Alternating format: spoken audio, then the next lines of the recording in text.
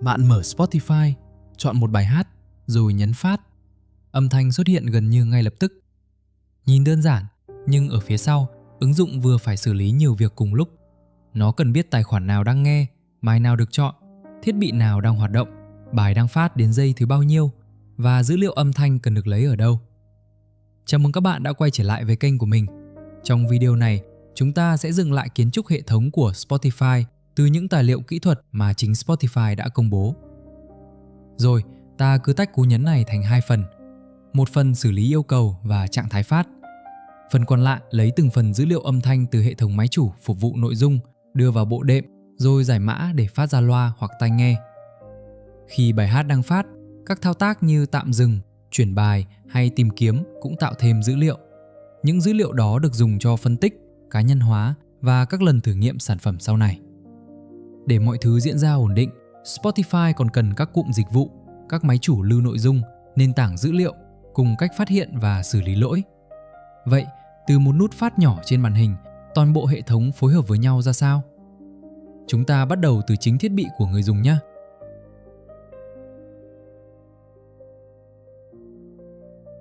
Ở cảnh vừa rồi, chúng ta mới thấy một cú nhấn phát làm nhiều phần của hệ thống cùng xuất hiện. Nhưng trước khi đi sâu hơn, cần thống nhất một điều như này. Spotify không công bố một sơ đồ đầy đủ về hệ thống đang chạy bên trong. Vì thế, hình ảnh trong video này không phải tài liệu nội bộ, cũng không phải bản vẽ chính thức của Spotify. Ta sẽ dùng những gì Spotify đã tự công bố qua từng năm, cách phát âm thanh, kiến trúc phía ứng dụng, CDN, Kubernetes, nền tảng dữ liệu, Envoy, cá nhân hóa và cách tra cứu dữ liệu trong Data Lake. Mỗi thông tin mình sẽ giữ nguyên mốc thời gian của nguồn. Một bài viết năm 2018 chỉ chứng minh điều Spotify mô tả vào năm 2018. Mình không tự đổi nó thành thông số của năm 2026 mới nhất. Những mảnh thông tin đó được gom thành 6 lớp để dễ theo dõi là thiết bị người dùng, cửa ngõ mạng, dịch vụ phía sau, phân phối âm thanh, dữ liệu và cá nhân hóa. Cuối cùng là nền tảng dành cho nhà phát triển. Đây là cách mình sắp xếp để giải thích. Tên service thật, số lượng cụm và cách kết nối chi tiết vẫn thuộc hệ thống riêng của Spotify. Rồi, giờ ta bắt đầu với lớp gần người nghe nhất là ứng dụng trên từng thiết bị.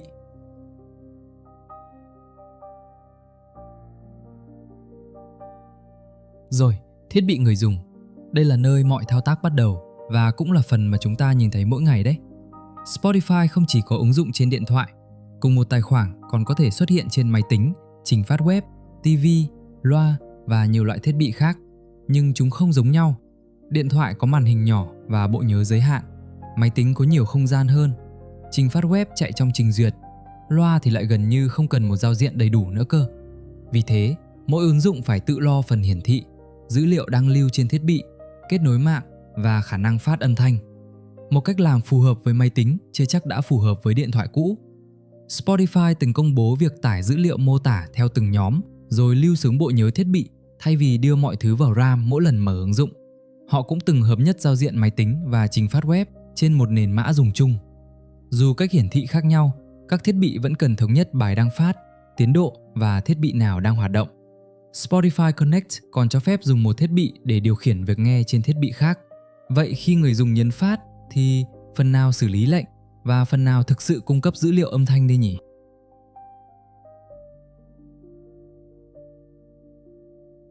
Ở cuối phần trước mình có nhắc là nút phát đã được nối với hai nhánh còn để mở.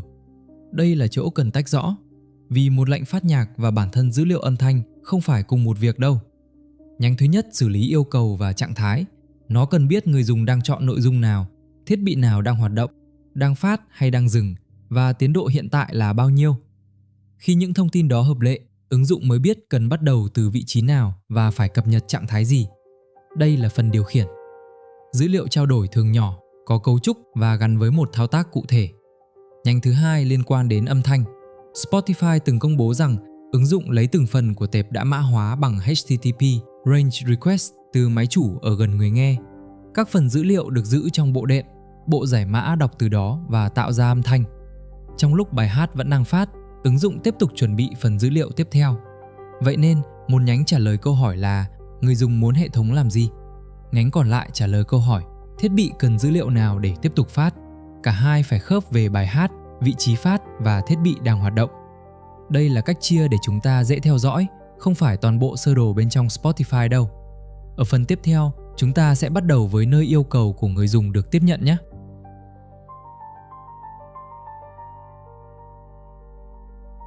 Ở cuối phần trước, yêu cầu của người dùng đang dừng ngay trước một lớp còn chưa được mở.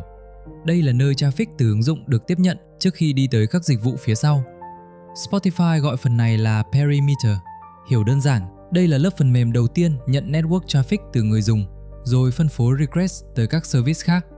Spotify công khai rằng họ dùng Envoy Proxy cho hệ thống này. Envoy không lưu playlist hay bài hát, nó đứng giữa ứng dụng và các dịch vụ phía sau để xử lý phần giao tiếp qua mạng. Bên trong Envoy, request có thể đi qua một chuỗi filter. Mỗi filter phụ trách một phần xử lý riêng. Spotify viết filter của họ và rate limiting là một ví dụ đã được công bố. Sau đó, traffic được phân phối giữa các cloud region. Không phải request nào cũng đi tới cùng một nơi, nhưng Spotify không công bố đầy đủ quy tắc lựa chọn region hay cách định tuyến chi tiết. Vì perimeter đứng ngay đầu hệ thống, một cấu hình sai tại đây có thể ảnh hưởng đến rất nhiều request. Năm 2025, việc đổi thứ tự filter đã kích hoạt một bug khiến nhiều Envoy instance dừng hoạt động cùng lúc. Chúng ta sẽ quay lại sự cố đó ở phần sau nhé. Còn bây giờ, request đã qua lớp tiếp nhận và chuẩn bị đi vào các dịch vụ phía sau thôi.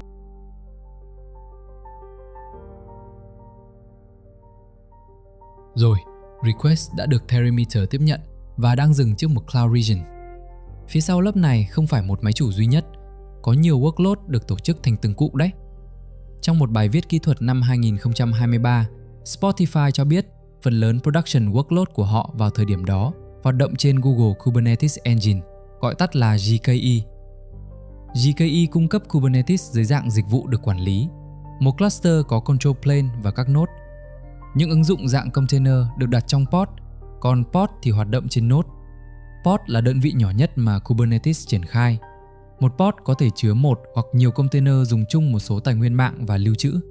Với nhiều workload, một pod thường có một container ứng dụng chính. Bên trong cluster, namespace giúp tách các nhóm tài nguyên. Spotify từng công bố hơn 3.000 namespace và tận vài trăm nghìn pod hoạt động đồng thời. Đây là số liệu trong bài viết năm 2023 nhé. Để các bạn dễ theo dõi, mình sẽ nhóm các phần phía sau theo từng chức năng. Đây, tài khoản và phiên, dữ liệu mô tả và thư viện, tìm kiếm, trạng thái phát, cùng phần điều phối gợi ý. Đây chỉ là nhãn giải thích thôi, chứ không phải tên service thật. Rồi, request của chúng ta đang cần thông tin về bài hát, nên nó được chuyển tới nhóm dữ liệu mô tả. Mình sẽ mở đối tượng này để xem ứng dụng cần nhận những gì nhé.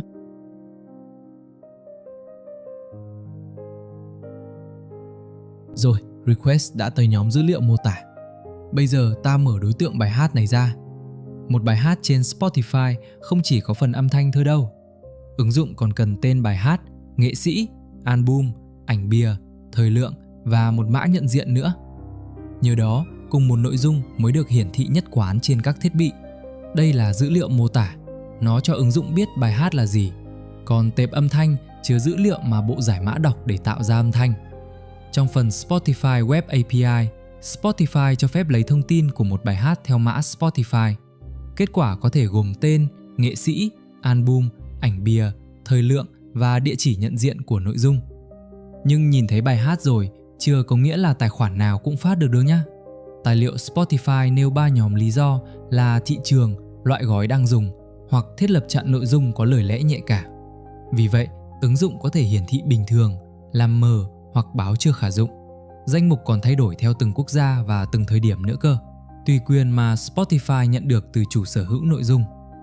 Vậy dữ liệu mô tả, ảnh bìa và tệp âm thanh được tiếp nhận từ đâu nhỉ? Qua phần tiếp theo thôi.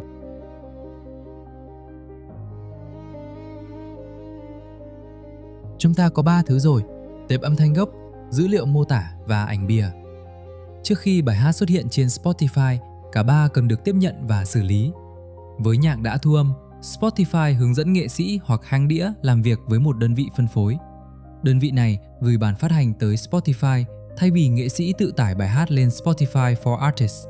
Spotify hiện ưu tiên một bản master stereo có chất lượng gốc ở định dạng FLAC. WAV cũng được chấp nhận nếu đúng yêu cầu. Spotify sẽ tự thực hiện những lần chuyển đổi định dạng cần thiết. Tệp âm thanh thì nó không đứng riêng.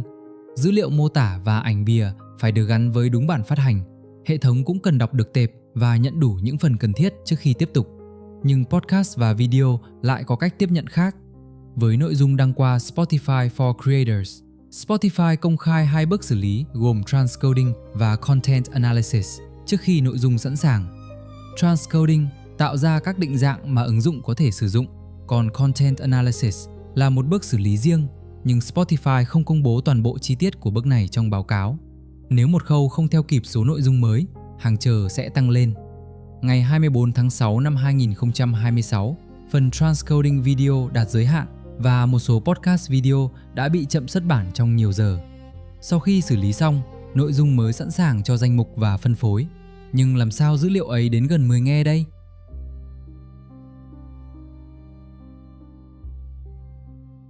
Rồi, bài hát đã được xử lý và nằm trong kho nguồn. Nhưng người nghe có thể đang kết nối từ một nơi rất xa kho dữ liệu đó. Nếu mọi lượt nghe đều phải đọc nội dung từ một nơi duy nhất, kết nối sẽ mất thêm thời gian và một lượng lớn dữ liệu sẽ tập trung vào cùng một điểm. Spotify từng công bố việc sử dụng CDN. Hệ thống này có các điểm phục vụ nội dung được phân bố ở nhiều khu vực, giúp dữ liệu được phản hồi từ vị trí phù hợp hơn với người nghe. Mỗi điểm có thể giữ lại một bản sao của nội dung thường được yêu cầu. Nếu dữ liệu đã có sẵn, request được trả lời ngay tại đó. Nếu chưa có, nội dung được đọc từ kho nguồn rồi có thể được lưu lại. Trong bài viết năm 2020, Spotify cho biết chiến lược nhiều CDN cho audio streaming đã được sử dụng tốt. CDN còn có thể phục vụ video, ảnh bìa, ảnh nghệ sĩ và một số nội dung công khai khác. Khi người dùng nhấn phát, ứng dụng không nhất thiết tải toàn bộ tệp một lần. Trong phần mô tả công khai năm 2018, ứng dụng lấy từng phần bằng HTTP REN request từ một máy chủ ở gần người nghe. Các phần dữ liệu đó sẽ được đưa vào bộ đệm trước khi giải mã. Cách bộ đệm giữ cho âm thanh không bị gián đoạn chính là nội dung mà mình sẽ nói ở phần tiếp theo.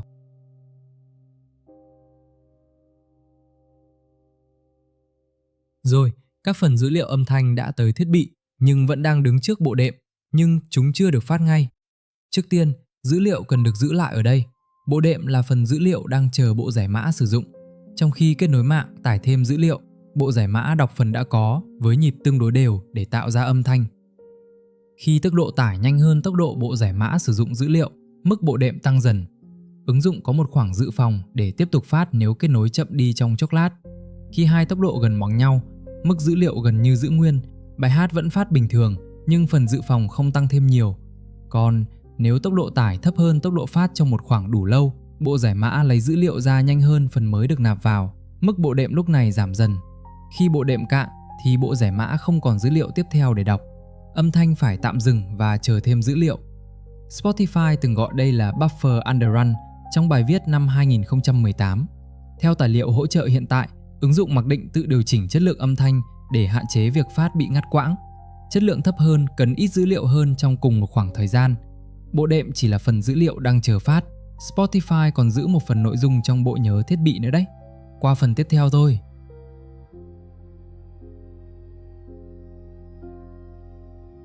Chúng ta đã tách ra 3 vùng dữ liệu trên thiết bị, nhưng chúng không làm cùng một việc, và bộ đệm đang chờ phát cũng không phải toàn bộ phần lưu trữ của Spotify luôn. Theo tài liệu hỗ trợ hiện tại, Spotify giữ một phần nhạc và podcast trong bộ nhớ đệm trên thiết bị. Phần này giúp ứng dụng dùng lại dữ liệu đã có, thay vì lúc nào cũng phải lấy lại từ đầu. Còn nội dung đã tải thì là một nhóm khác. Người dùng chủ động lưu album, danh sách phát hoặc podcast để nghe khi không có kết nối. Khi đó, ứng dụng đọc dữ liệu đã nằm sẵn trên thiết bị. Ngoài âm thanh, ứng dụng còn có thể lưu dữ liệu mô tả. Trong một bài viết năm 2020, Spotify nói metadata của Like Songs được tải theo từng nhóm rồi ghi xuống ổ lưu trữ hoặc thẻ nhớ. Các cách sắp xếp theo tên bài hát, nghệ sĩ, album và thời điểm thêm cũng được tạo sẵn luôn. Khi mở một màn hình, ứng dụng chỉ đọc đúng phần cần hiển thị thay vì đưa toàn bộ thư viện vào RAM rồi sắp xếp lại. Nói gọn lại, bộ đệm đang chờ phát phục vụ vài khoảnh khắc tiếp theo. Bộ nhớ đệm giúp dùng lại một phần nội dung. Nội dung đã tải thì dành cho lúc không có mạng. Dữ liệu mô tả giúp dựng giao diện và thư viện. Mỗi thiết bị giữ dữ liệu của riêng nó, nhưng khi đổi từ điện thoại sang máy tính hoặc loa, bài đăng phát và tiến độ vẫn cần một sự thống nhất. Đó chính là phần mà Spotify Connect phải giải quyết đấy.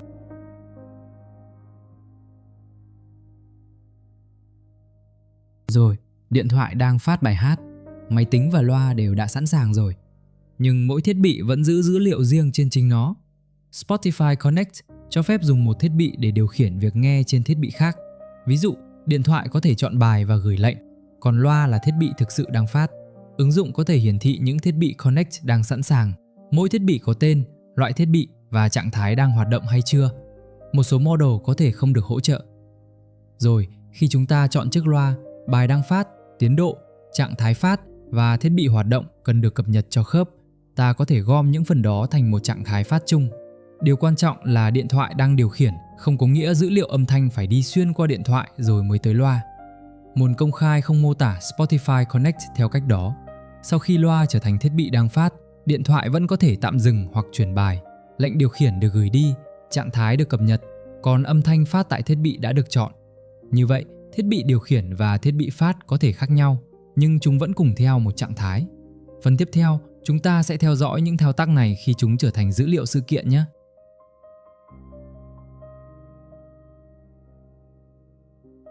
Rồi, điện thoại vừa gửi lệnh tạm dừng tới thiết bị đang phát. Ngoài việc làm thay đổi trạng thái bài hát, thì thao tác này còn có thể được ghi lại dưới dạng một event. Trong một bài kỹ thuật năm 2016, Spotify giải thích rằng khi người dùng nghe một bài hát hoặc tìm kiếm một nghệ sĩ, ứng dụng gửi một mẩu thông tin nhỏ về máy chủ. Spotify gọi mẩu thông tin đó là event. Để các bạn dễ theo dõi thì mình sẽ chia một event thành 4 phần nhé, gồm loại thao tác, thời điểm xảy ra, ngữ cảnh và dữ liệu liên quan. Đây là cách mình minh họa thôi, không phải schema nội bộ của Spotify đâu. Rồi, lệnh điều khiển và event cũng không phải một thứ. Lệnh tạm dừng yêu cầu trình phát dừng lại. Event tạm dừng ghi nhận rằng thao tác ấy vừa xảy ra trong một ngữ cảnh cụ thể. Phát, tạm dừng, chuyển bài, tìm kiếm hay mở một màn hình có thể tạo ra những loại event khác nhau. Chúng có thể xuất phát từ điện thoại, máy tính, trình duyệt hoặc các client khác. Dữ liệu này được dùng cho nhiều việc như tạo lịch sử nghe, đo kết quả thử nghiệm và theo dõi thời gian tải. Năm 2026, Spotify còn mô tả việc dùng hàng trăm triệu sự kiện nghe cho Rap Archive. Không phải event nào cũng có cùng cấu trúc, hệ thống cần biết đây là loại event gì và dữ liệu có đúng dạng hay không. Sau đó, từng nhóm sự kiện mới được đưa sang nền tảng dữ liệu mà chúng ta sẽ xem ở phần tiếp theo.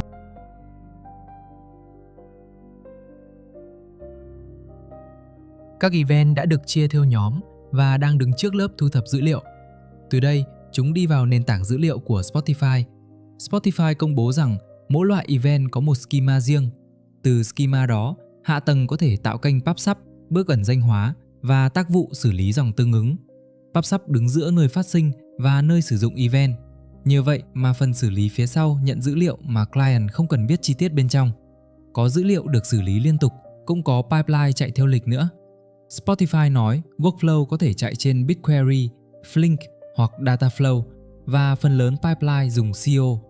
Sau khi xử lý thì pipeline tạo ra data endpoint. Mỗi đầu ra có schema, có thể gồm nhiều partition và được dùng cho phân tích, thử nghiệm hoặc machine learning. Nhưng lưu dữ liệu không thôi thì vẫn chưa đủ đâu. Hệ thống còn phải theo dõi nguồn gốc, quyền truy cập, thời gian lưu, chất lượng và tình trạng của từng pipeline. Tháng 6 năm 2026, Spotify cho biết nền tảng xử lý 1,4 nghìn tỷ điểm dữ liệu mỗi ngày trên hơn 70.000 bộ dữ liệu. Tìm đúng phần cần dùng đã trở thành một bài toán riêng. Phần tiếp theo đây, mình sẽ lấy một bản ghi nhỏ từ một data lake rất lớn xem sao nhé.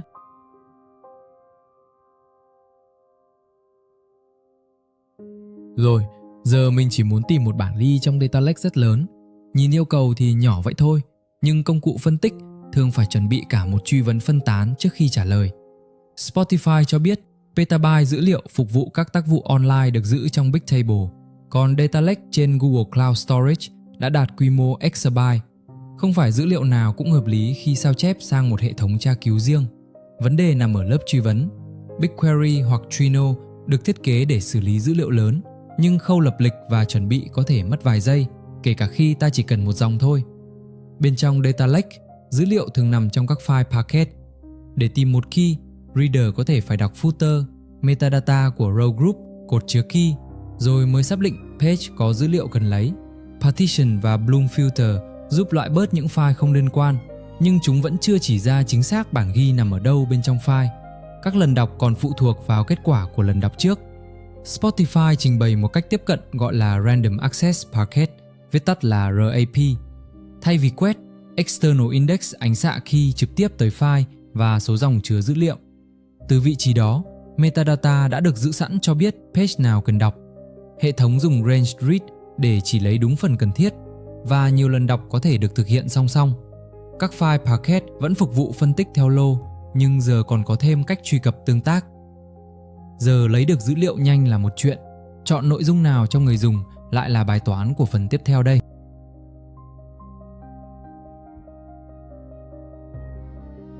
Ở cuối phần trước, ta đã lấy được một phần lịch sử nghe rồi. Bên cạnh nó vẫn còn rất nhiều nội dung có thể đề xuất nữa. Có dữ liệu nhưng chưa có nghĩa hệ thống đã biết nên chọn bài nào đâu các bạn. Spotify Research nói nhiều hệ gợi ý làm theo 2 bước. Bước đầu là Retrieval. Nó rút một nhóm ứng viên nhỏ từ tập nội dung lớn. Bước sau là Ranking. Nó sắp nhóm đó thành thứ tự cuối cùng. Để làm việc này, hệ thống cần một cách biểu diễn người nghe. Năm 2025, Spotify công bố một khung gom nhiều tín hiệu thành vector người dùng để các mô hình Retrieval, Ranking, Search và Generation có thể sử dụng. Ở bước Retrieval, vector người dùng và vector nội dung được đặt trong cùng một không gian. Những nội dung có vị trí phù hợp trở thành ứng viên.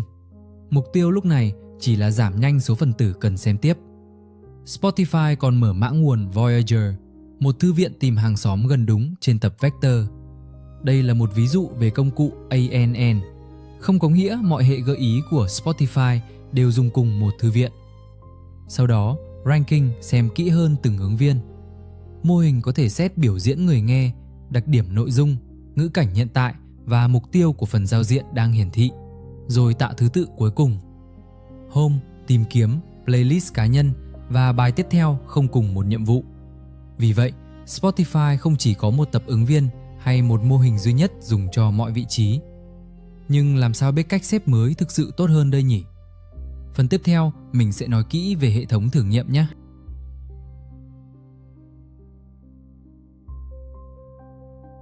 Phần trước, ta đã có 2 cách xếp nội dung là phiên bản A và phiên bản B. Cả hai đều nhìn có lý, nhưng chỉ nhìn vào danh sách thì chưa biết người dùng sẽ phản ứng ra sao cả. Spotify giữ personalization và experimentation ở 2 tech stack riêng. Machine Learning Stack tạo và phục vụ recommendation. Experimentation Stack kiểm tra hệ recommendation đó khi đưa vào sản phẩm. Trong một A/B test cơ bản, một nhóm tiếp tục thấy phiên bản hiện tại, còn nhóm kia thấy cách xếp mới. Việc phân nhóm cần ngẫu nhiên để hai nhóm có thể so sánh với nhau. Sau đó, hệ thống đo kết quả của từng phiên bản. Primary metric theo dõi mục tiêu chính mà nhóm sản phẩm muốn thay đổi. Chẳng hạn, lượng nghe bắt đầu từ phần giao diện đang thử. Nhưng một con số tăng cũng chưa chắc đã tốt đâu.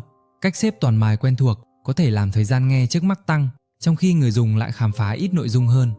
Vì thế, còn có các guardrail metric vào nữa. Guardrail theo dõi những phần không muốn bị giảm, như khả năng khám phá, độ ổn định, thời gian tải hoặc mức quay lại sử dụng. Nếu một phần đi xuống, thay đổi có thể phải dừng lại. Được đánh giá offline giúp kiểm tra output trước. A/B test mới cho biết người dùng thật có phản ứng như dự đoán hay không. Không tìm thấy phiên bản thắng vẫn có thể giúp loại một ý tưởng hoặc phát hiện rủi ro. Nhưng rủi ro không chỉ nằm ở mô hình đâu các bạn. Ngay phần tiếp theo, chúng ta sẽ cùng xem 2 sự cố hạ tầng của Spotify nhé.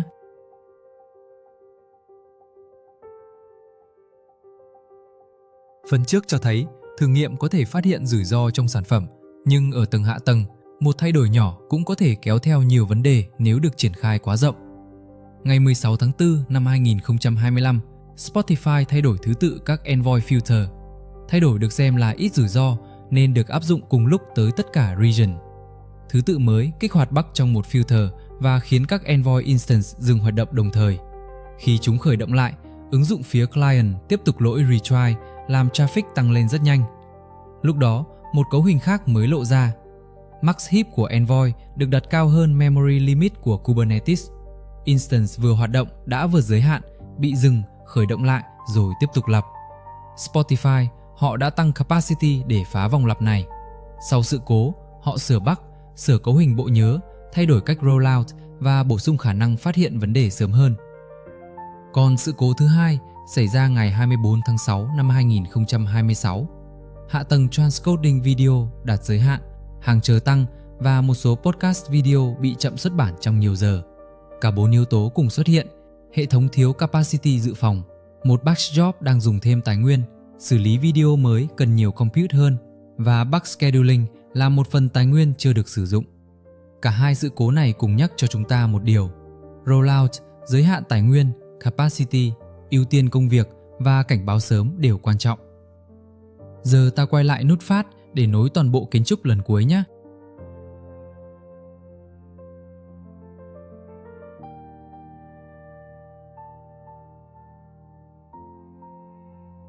Rồi, nút phát đầu video đây. Người dùng chỉ chạm một lần, nhưng từ đây Spotify phải xử lý hai việc khác nhau: yêu cầu điều khiển và dữ liệu âm thanh.